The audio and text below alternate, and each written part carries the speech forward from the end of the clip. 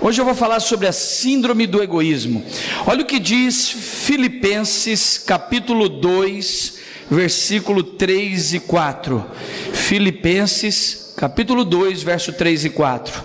Nada façais por partidarismo ou por vanglória, mas por humildade, considerando cada um os outros superiores a si mesmo. Difícil coisa, hein? Fazer tudo considerando que as pessoas são superiores a nós mesmos. Não tenha cada um em vista o que é propriamente seu, senão também da cada qual o que é dos outros. Não tendo em vista o que é propriamente seu, ou seja, não pense só em você, senão também aquilo que é dos outros. Não precisa abrir, eu vou ler para você um texto bem conhecido, Mateus 6,33. Buscai em primeiro lugar o seu reino e a sua justiça, e todas as demais coisas serão acrescentadas. Buscai em primeiro lugar o reino de Deus, e as demais coisas serão acrescentadas, ok? Eu não sei se você já percebeu isso, alguns pecados, eu dei esse nome só para a gente imaginar algo. Alguns pecados são considerados pecados brancos, pecados que nós fomos aprendendo a conviver com eles, né? Pecados que você percebe que a igreja e às vezes a própria sociedade leva isso como se não fosse pecado. Por exemplo, você vê uma pessoa na igreja sendo tratada, às vezes disciplinada, se ela fumou. Mas você não vê a pessoa sendo... Você já viu alguém ser excluído de uma igreja porque ele fez fofoca? É só uma pergunta. Por favor, não estou fazendo apologia a fumar. Só estou dizendo que para mim a fofoca é mais prejudicial do que o cigarro. O cigarro é extremamente prejudicial, mas a fofoca pode destruir tudo. Pode destruir uma família, pode destruir uma igreja, pode destruir um lugar, pode destruir uma vida. Eu nunca vi uma pessoa ser tratada na igreja: você está sendo disciplinado porque você fofocou. Eu nunca vi ninguém ser tratado numa igreja porque ele é egoísta. Você já viu alguém ser tratado? Nós estamos tendo que tratar você porque você é uma pessoa extremamente egoísta. Então, alguns pecados na igreja, no meio cristão, eu falo cristão porque somos cristãos, eles parecem que eles não têm importância. Então você pode fazer isso, você vai ver alguém ser repudiado de uma igreja se ele cair num pecado sexual. Mas se ele viver uma vida inteira de egoísmo, está tudo bem para ele.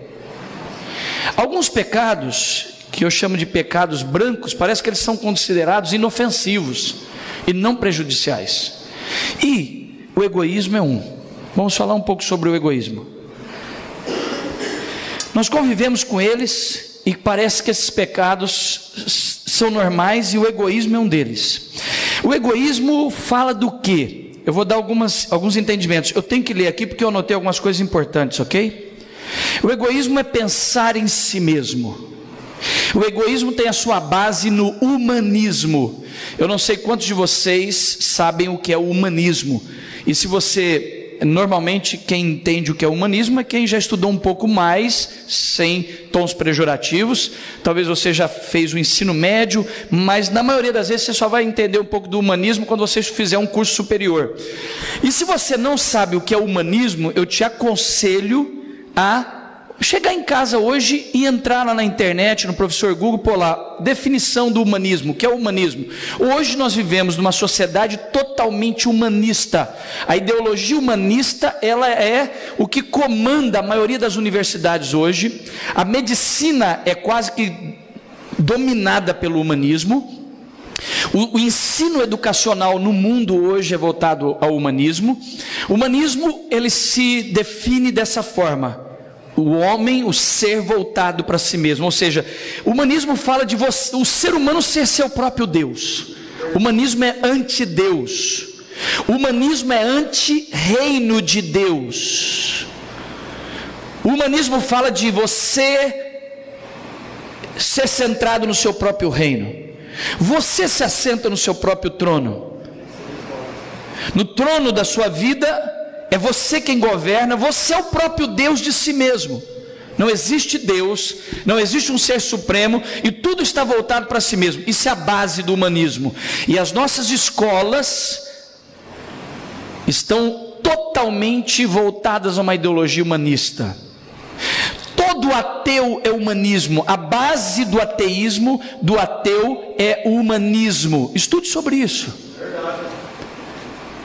Estude sobre isso, você vai entender o que é o humanismo.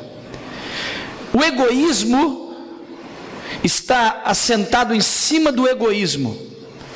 É uma ideologia baseada em você é o centro do universo, tudo tem que estar bom para você e o restante que se exploda. Se está bom para você, o que é para os demais não importa. O importante é que tudo está bom para você. E no fundo, nós vamos começando a gerar um estilo de vida baseado nesse humanismo, né? De que tudo seja centrado em nós mesmos. Eu vou te dar mais alguma definição que está ligada ao egoísmo, que também nós temos a base do egoísmo, que é o egocentrismo. O que é o egocentrismo? Tudo tem que girar em torno de você mesmo. O egocentrismo, né, a ideologia do egoísmo, ela está ensinando algo. Tudo tem que girar em torno de você. Por exemplo, eu vou falar de algo aqui que muitos de vocês não sabem disso. É até uma questão de enfermidade, de uma doença psicossomática. Eu sou psicanalista. Nós temos, por exemplo, se você não sabe o que é isso, um borderline. O que é um borderline? Um borderline quando você ouvir falar que alguém fez um diagnóstico de borderline, é uma pessoa totalmente voltada para si. E hoje nós temos muitos borderlines. A maioria dos pirados da cabeça são borderlines. Eu podia traçar aqui todo o perfil de um borderline. São pessoas voltadas para si mesmo, totalmente egocêntricas. E quantas vezes nós estamos caminhando na nossa vida com comportamentos totalmente egocêntricos? E eu vou falar de coisas simples que sinalizam isso na nossa vida. Há coisas mais significativas, você pode fazer esse paralelo, ok? Eu vou te dar um pouco mais de conhecimento sobre isso. O egocentrismo, o humanismo, está baseado em cima de uma outra, são ideologias que caminham juntas, tá? Que é o hedonismo. Eu não sei se você já sabe o que é um hedonismo. O hedonismo é, independente dos efeitos colaterais, o que importa é que é bom para você. Hedonismo leva uma pessoa à falta de sensibilidade ao sofrimento alheio, desde que o agrade. Os efeitos colaterais que isso vai causar na vida das pessoas, pouco importa para ele. O que importa é que está dando prazer para ele, está tudo bom para ele. Essa é a base do hedonismo. Então você vê que essas coisas caminham juntas. O egoísmo, o egocentrismo, o humanismo, o hedonismo, todas essas ideologias voltam, o ser humano voltado para si mesmo. Agora, ouça o que eu vou te falar agora, e eu vou te pedir, por favor, que você não se desvie por nada, porque essa palavra é de Deus para a sua vida. Eu até usei um exemplo para vocês aqui, só para te ajudar. A palavra do Senhor diz, Jesus deu uma parábola dizendo que o semeador saiu a semear, e uma parte da semente caiu à beira do caminho, uma parte caiu em solo rochoso, uma parte caiu entre os espinhos, e uma parte caiu em boa terra. Então, dos 100% das sementes que o semeador jogou nos solos, somente 25% produziu. Todos os 75%, a maior parte se perdeu e não produziu nada.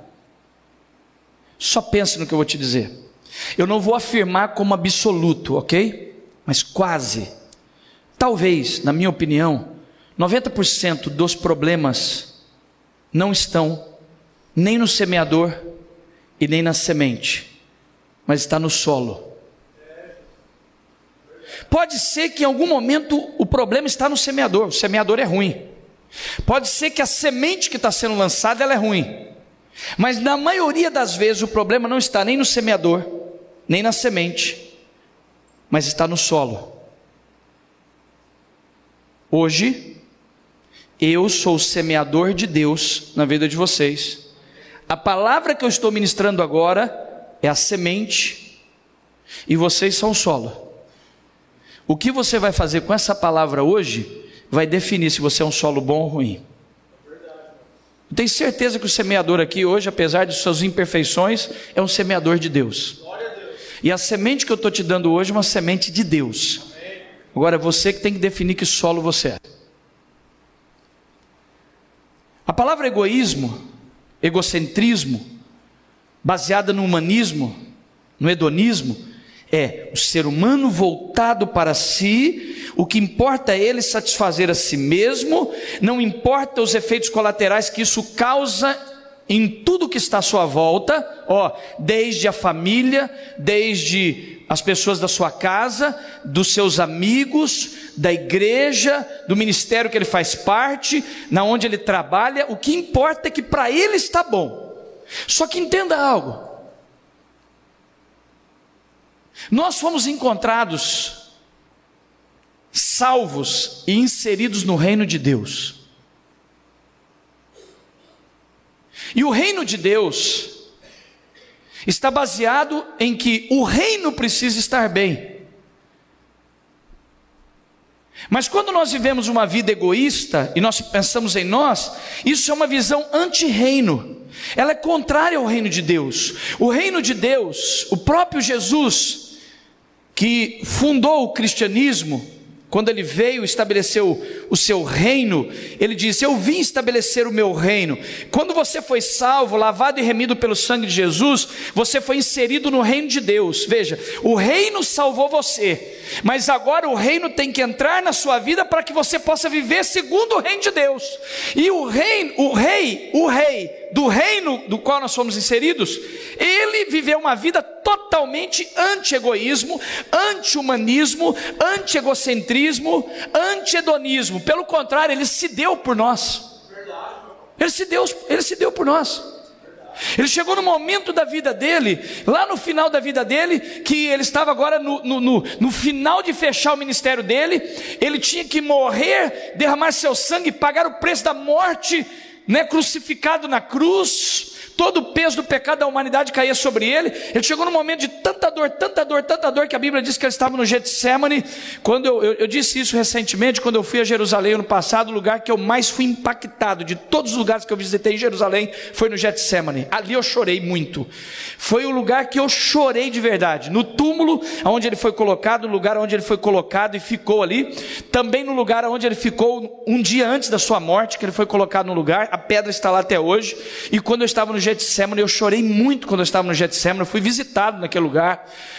Fazia tempo que eu não chorava como eu chorei naquele lugar, porque eu comecei a imaginar que Jesus, quando estava no Getsemane, a Bíblia diz que o sofrimento dele foi tão grande, que ele passou a suar gotas de sangue. Eu me lembro que há muitos anos atrás, quando eu fui fazer uma pesquisa, eu descobri por um médico australiano e um médico alemão, se eu não me engano, estudos que uma pessoa pode realmente chegar a um sofrimento tão profundo que o corpo começa a trazer suor de gotas de sangue.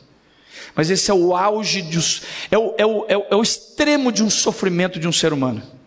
E a Bíblia diz que ele suou gotas de sangue, e ele olhou para Deus e disse assim: Deus, se possível, passa de mim esse cálice. Ou seja, se possível, eu não quero morrer por esse povo.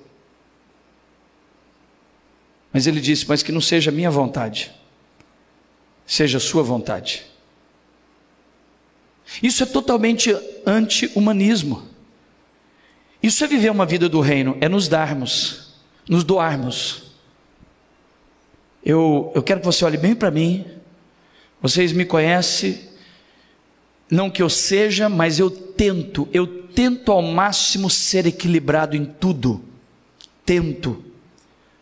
Eu não estou dizendo que você vai sair daqui hoje e a mensagem é: só se preocupe com os outros, não pense em você. Não faça isso, porque nem eu estou fazendo isso comigo mesmo.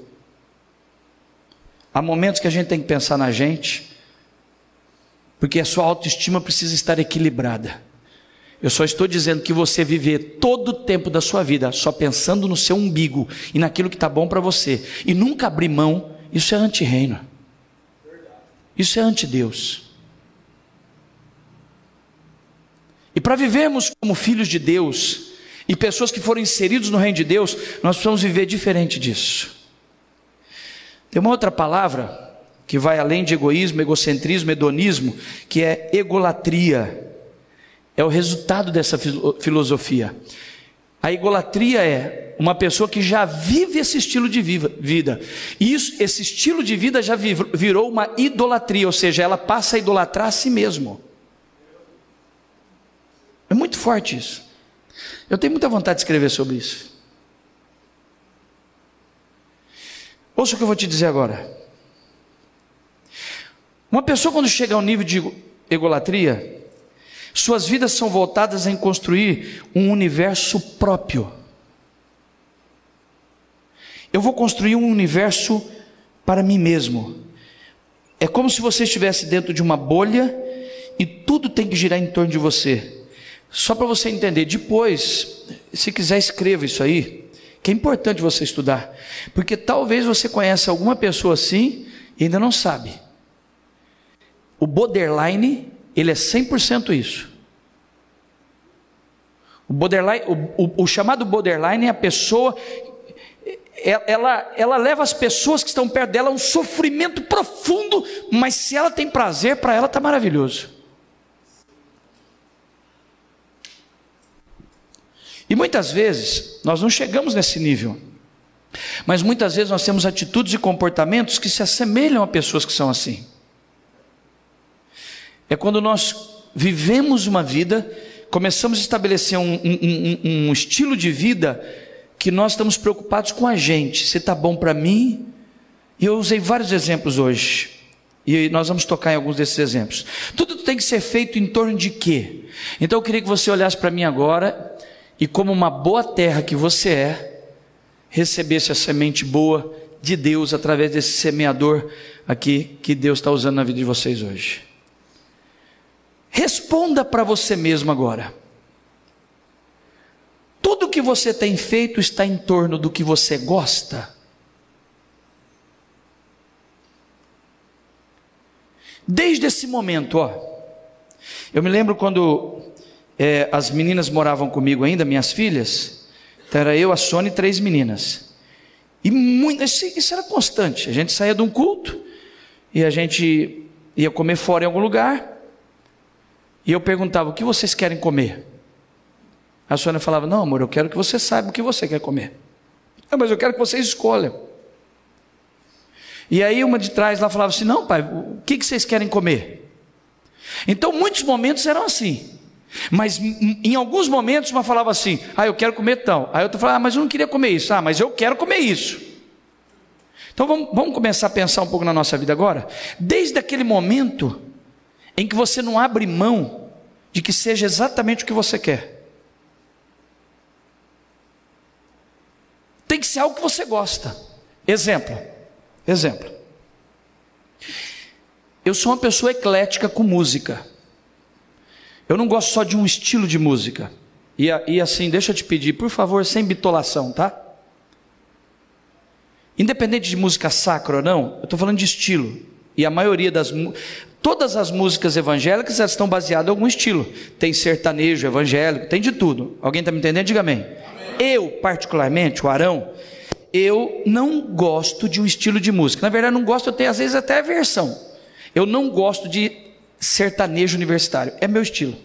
Minha tendência é mais um jazz, um blues, um soul, uma música, na minha opinião, diferente. Eu gosto de um sertanejo raiz. Se eu ouvir uma música sertaneja raiz, eu gosto. Mas o gosto do Arão eu não sou muito chegado no sertanejo. Mas se eu estiver num lugar onde alguém vai tocar uma música evangélica sertaneja, ou se eu souber que alguém tem um estilo sertanejo, eu vou investir naquela pessoa, porque vai além do que eu gosto. A minha visão precisa ser a visão do reino. Amém. Nem tudo que é exatamente o que eu gosto tem que ser o que eu gosto. Então o egoísta é aquele que tudo que está acontecendo à sua volta tem que ser do gosto dele. Mas eu não gosto disso. Sabe quando um filho olha para o pai e diz: ah, mas eu não gosto disso. Mas a pergunta não é se você não gosta. A pergunta é se está abençoando o reino. É dentro do casal, está lá o Milton e a Gabriela, e o Milton disse: mas eu não gosto, Gabi. Mas o problema não é se você gosta ou não gosta, Milton. O problema é se está sendo bom para vocês dois. Deus está pegando. Vamos pensar na igreja? Eu não duvido que alguém não goste da cor mais escura aqui.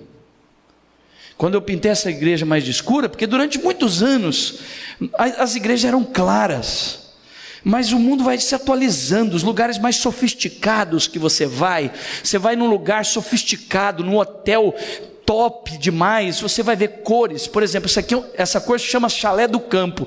É uma das cores que para mim tem mais sofisticação. Por que quando eu fui comprar cadeira, eu comprei marrom? Porque ela é mais sofisticada. Você põe um azulzão, é pobre, é comum. O marrom com marrom fica sofisticado. Nós temos um arquiteto aqui dos melhores que eu conheço até hoje. Então, eu sei que talvez, mas para alguns não gosta. Mas deixa eu dizer para você, e aí que você não gosta? Tudo tem que ser do seu jeito. Ah, mas eu não gosto de luz na hora do louvor. Mas não é sempre do seu gosto. Eu não gosto do momento do louvor, eu gosto só do momento da palavra.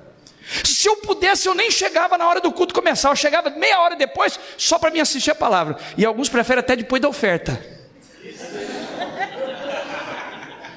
porque ele é tão egoísta, ele só quer comer o pão da casa de Deus, mas ele não quer servir o pão. Porque veja bem, o que não dizima, o que não oferta, ele só pensa em si. Ele vem, se alimenta do pão, vai embora, mas não serve pão. Só que quando você lê a Bíblia, você vai ver que Deus nos ensina a servir o pão e a comer o pão de Deus. A mesa, se come o pão da mesa e se serve o pão na mesa. O egoísta é que o louvor, nós temos aqui 6 ou 7 equipes na igreja de louvor. É 6 ou 7, Mateus? 7 equipes. Mas o egoísta, ele só pensa na equipe dele. É o ministério de dança. Então tem aquele que só pensa nele. Mas isso não é visão do reino. Mas por que você não vai fazer isso, irmão? Porque não está legal para mim. Estou sentindo que não é legal. Mas então você só vive o que você sente que é legal? Irmão, deixa eu dizer uma coisa para você. De vez em quando eu tenho vontade de sumir. Que tem dia que parece que eu só venho pepino. Mas eu não posso pensar só em mim. Eu tenho que pensar que Deus me colocou aqui, que Deus me usou para fundar essa igreja, e Deus me colocou aqui, e eu vou ter que passar o tempo que Deus quiser que eu passe aqui, e vocês vão ter que me aguentar, porque eu também estou aguentando vocês. Dá um abraço no irmão e diga assim: e você vai ter que me aguentar. Quem pode aplaudir a Deus e bradar de vitórias? Porque nós precisamos aprender a não vivermos essa vida egoísta, entendeu? Então, escute, presta atenção, o egoísta é aquele que tudo que ele faz tem que ser do gosto dele. Por que eu não quero? Porque eu não gosto. Mas simplesmente não gosta que se exploda os outros. E o reino? Quando você olha para a vida de Jesus, que é o nosso modelo de vida, Jesus, no nosso modelo que é o nosso exemplo de vida, ele estava o tempo todo renunciando a si mesmo. Ele diz assim: aquele que quer seguir a mim, tome a sua cruz, negue-se a si mesmo. Olha o que o texto diz: aquele que quer seguir a mim, negue-se a si mesmo e caminha comigo. Quando você tem uma visão do reino, ela é anti-egoísmo. Você está disposto a negar a si mesmo, muitas vezes, abrir mão daquilo que você gosta, para que o reino de Deus seja abençoado. Tudo tem que ser feito no meu estilo.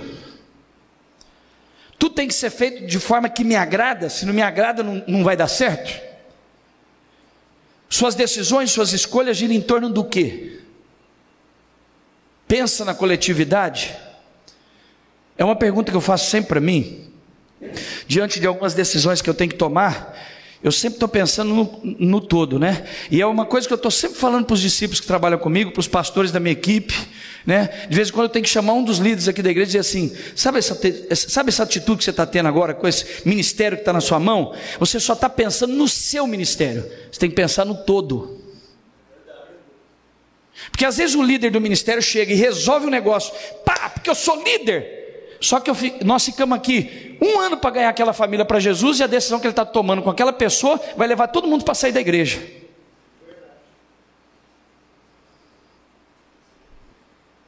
Então nós não podemos pensar só em nós. Então de vez em quando eu tenho que sair ligando para algum para consertar a caca de alguns líderes que fazem umas cacas. Não fica chateado não, você tem 2 coisas para fazer: ficar contrariado comigo ou receber uma palavra de Deus. Aí eu tenho que ficar ligando para resolver os problemas. Sabe por quê? Porque senão eu vou perder as pessoas. Nós não podemos estar certos em tudo. Então nós temos que pedir perdão. E pedir perdão é abrir mão do egoísmo.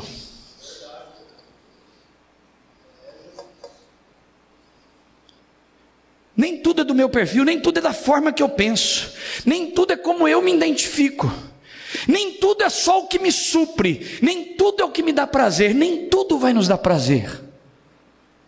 Porque o nosso chamado é mais do que termos prazer, é gerarmos prazer.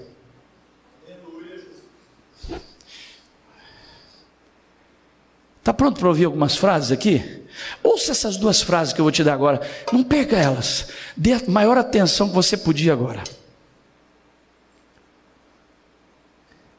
Egoístas são pessoas em que o reino de Deus tem que se movimentar em direção a elas. Não é elas que se movimentam em direção ao reino. Posso falar algo de verdade? De verdade? No fundo, nós, os líderes das igrejas hoje, precisamos até parar de ficar estabelecendo igrejas que agradem as pessoas. Nós precisamos estabelecer igrejas formando pessoas que agradem a Deus.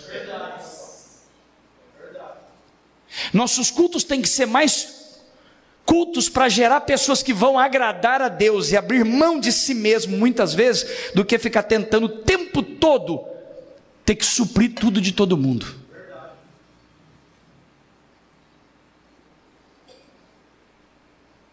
Tudo que eu estou falando é amor.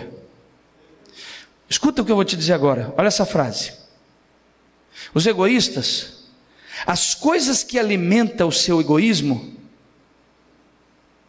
que não alimentam o seu egoísmo, não lhe causam interesse. O egoísta é aquele que, se algo que vai acontecer, ou que ele tem que estar participando, não lhe alimenta de alguma forma, ele não tem interesse nenhum. Por que você não vai nessa reunião? Não estou afim. Olha a frase dos egoístas: por que você não fez? Por que você não veio na reunião? Não estava afim. Então ele pensou só nele.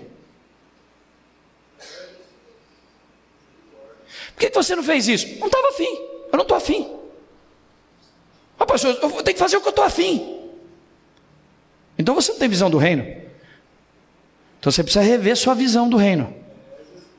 Esse reino do qual nós somos inseridos, o reino que te salvou, o rei desse reino chamado Jesus, é aquele que viveu a vida inteira abrindo mão de tudo que ele pensava que era do jeito dele, para nos salvar.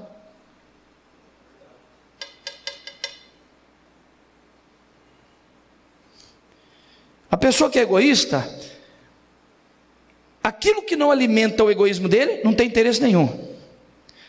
Por que você não veio no evento aqui da igreja? Não estava afim, não gosto. Mas não é porque você gosta ou não gosta, é porque está abençoando o reino. Está forte o sermão? Por que você não veio no evento da igreja? Não é minha praia, não gosto. O som está alto demais. E tem dia que está, eu fico no pé. Mas tem dia que está baixo demais.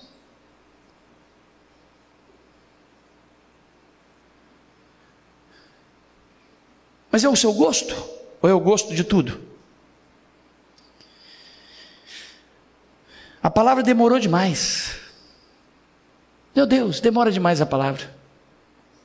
Mas na verdade é tudo voltado para aquilo que você gosta. Por que eu não ajudei minha mãe em casa? Porque eu não estou afim. Então você só pensa em você. A palavra mais falada dentro de casa, sabe qual é? Mãe.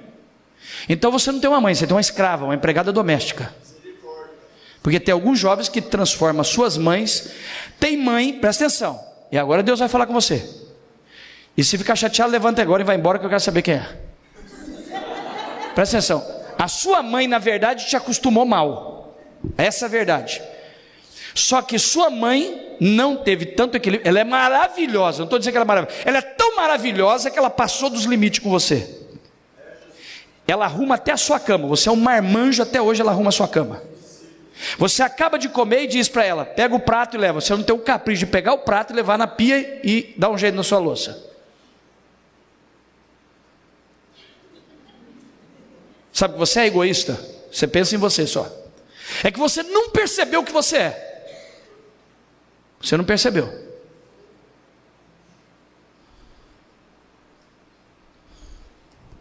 Então nós estamos formando uma geração de egoístas, baseada em pessoas. Por que eu continuo magoado? Por que você não libera perdão? Porque você só pensa em você. Você já parou para pensar nisso? Ouça o que eu estou te falando agora. Olhe para mim. Eu estou sendo boca de Deus para vocês. Eis que o semeador saiu a semear. Eu só quero saber se a semente está caindo num bom solo. Sabe por que você não conseguiu perdão até hoje? Porque você só pensa em você. Eu estou ferido, eu me machuquei, eu fui lesado, olha a palavra, só é você.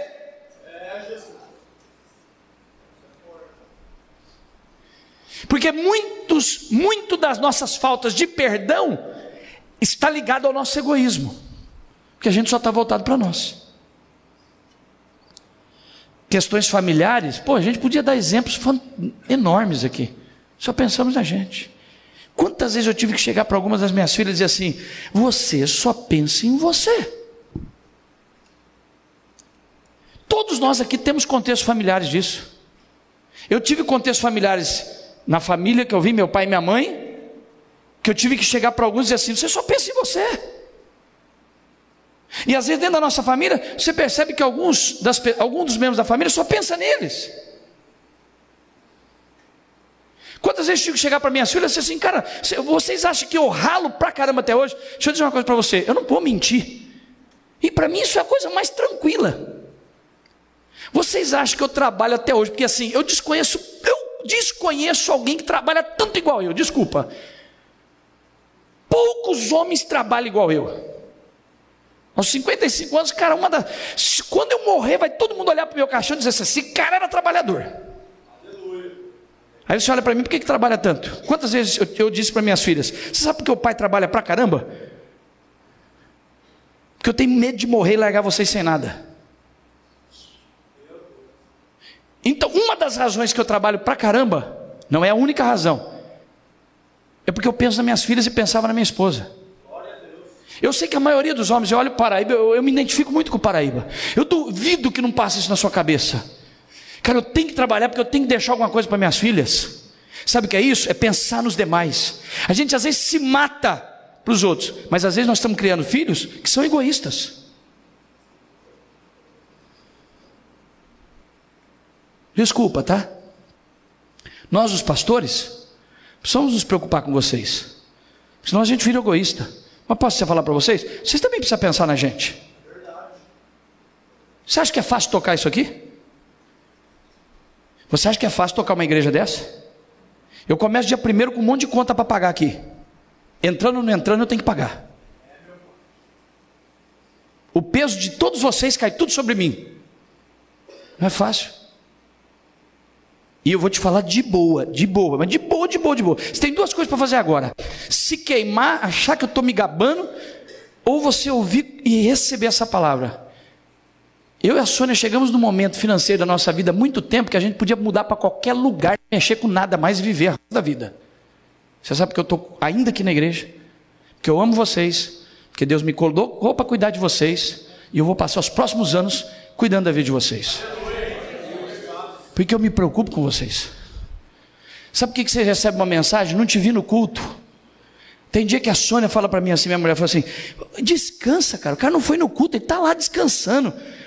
Eu continuo insistindo: cara, não estou te vendo no culto, velho. Manda uma mensagem para o jovem da igreja: cara, estou te vendo faltando. Sabe, eu tenho uma expectativa de ver você fazendo algo, reagir, melhorar. Sabe por quê? Porque eu não penso só em mim, eu penso em vocês. Isso é visão do reino. O reino é baseado nisso.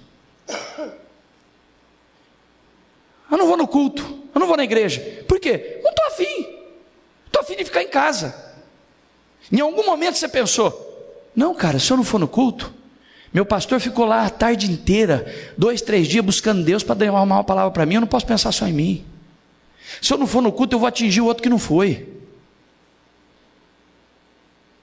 No fundo, nós somos egoístas.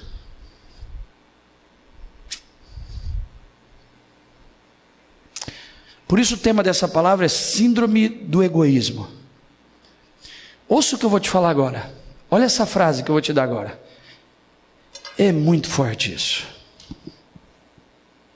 Olha essa palavra. Enfim, a razão por quê?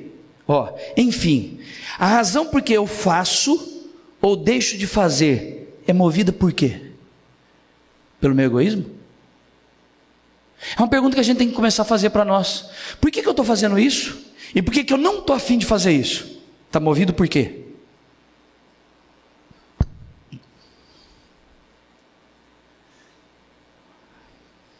Ouça essa palavra. Muitas vezes nos escondemos em algo aparentemente bom, porém a motivação é egoísta. A implantação do reino de Deus em nós é necessária. A visão do reino de Deus é coletiva e não singular. Vou repetir. Não sei o que isso está provocando em você. A visão do reino de Deus é coletiva e não singular. Por isso o texto que eu li em Efésios diz: quando vamos fazer algo, não façamos por partidarismo ou pensando só em nós, mas pensando nos outros.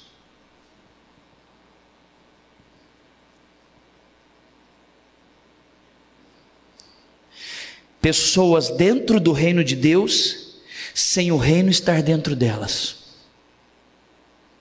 Você foi inserido no reino, mas o reino não está dentro de você. Porque se o reino estivesse em você, você começaria a pensar de forma coletiva e não singular. Você pensaria no plural e não no singular.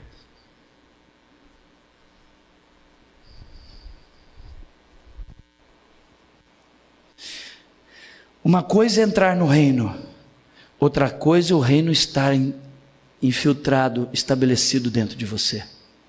Quando você conheceu Jesus como Senhor e Salvador, e essa salvação te alcançou, você foi colocado no reino. Agora o reino precisa ser colocado dentro de você.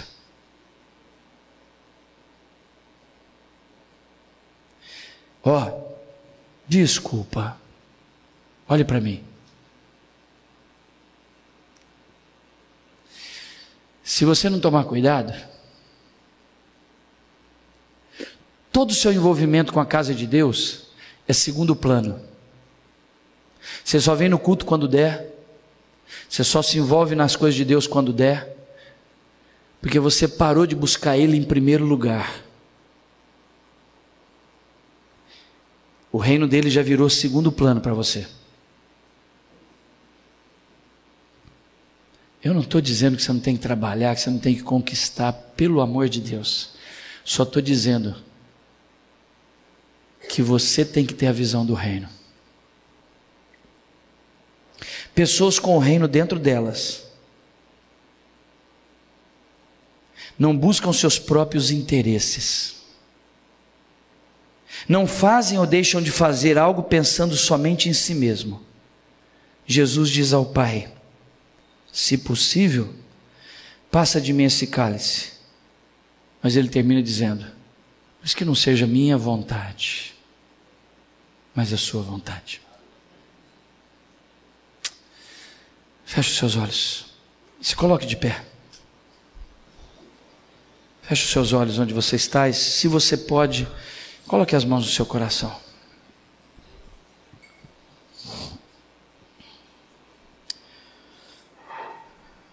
Não saia do seu lugar. Senhor, uma palavra tão simples, simples. Só o teclado. Uma palavra tão simples, porém tão confrontadora.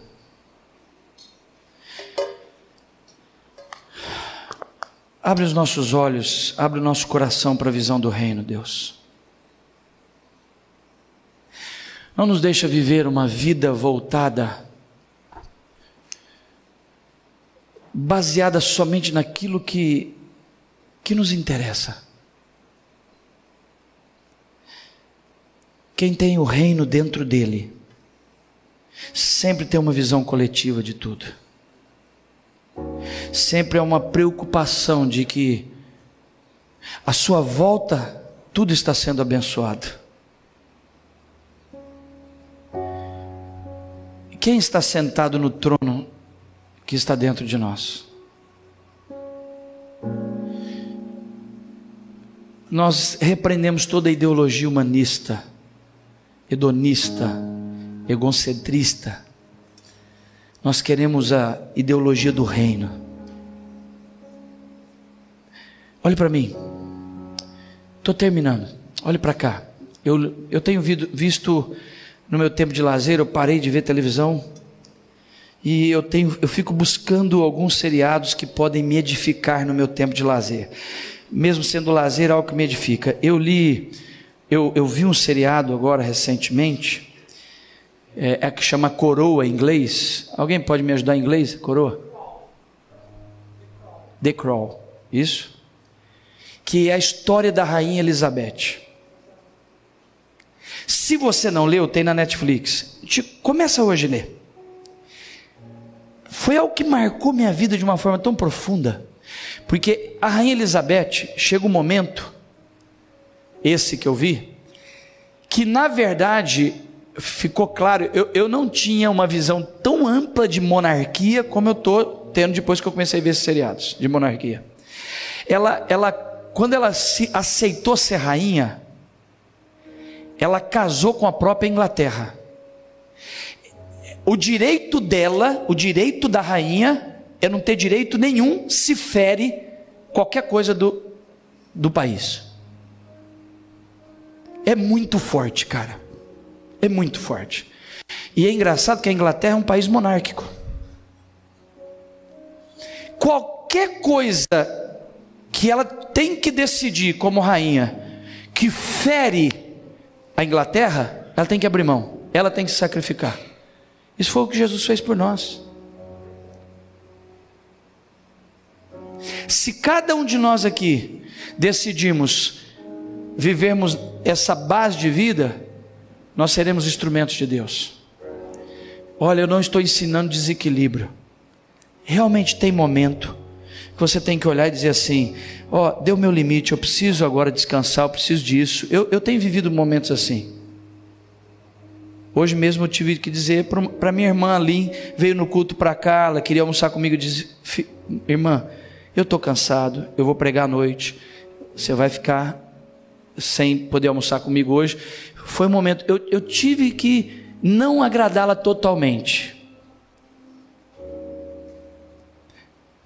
mas pela manhã eu fui pegar onde ela estava, levei ela, mesmo não estando tão bem para isso, porque eu não podia pensar só em mim.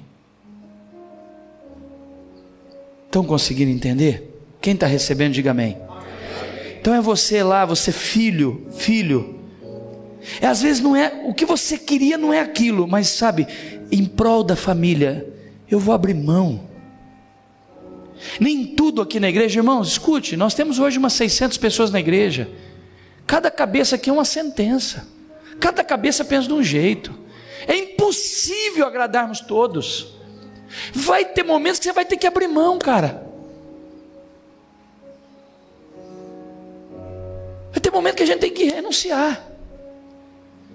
Não é fácil. Às vezes você chega aqui e fala do louvor, você não sabe o que é ficar atrás daquela mesa que o Mateus e o Du ficam lá, porque, cara, não é fácil. Se ficar baixo demais, fica ruim, tem que agradar o cara do violão, eu estou só usando vocês de exemplo, pelo amor de Deus, tá? É só um exemplo, né? Porque é o que mais aparece. Tem que agradar o cara do violão, tem que agradar o canto, tem que ter o retorno para o cara, tem retorno do outro, aí tem que atender o irmão que quer o som, mas está alto demais. Não é fácil.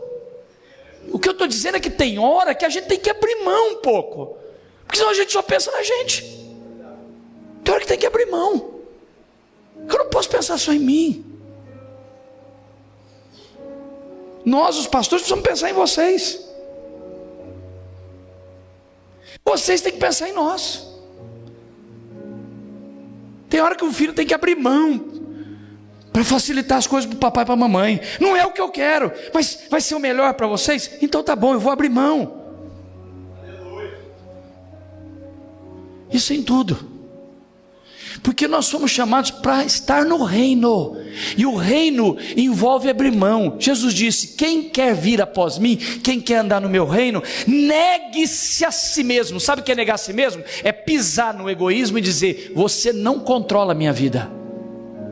Negue-se a si mesmo, negar os suas próprias vontades, muitas vezes.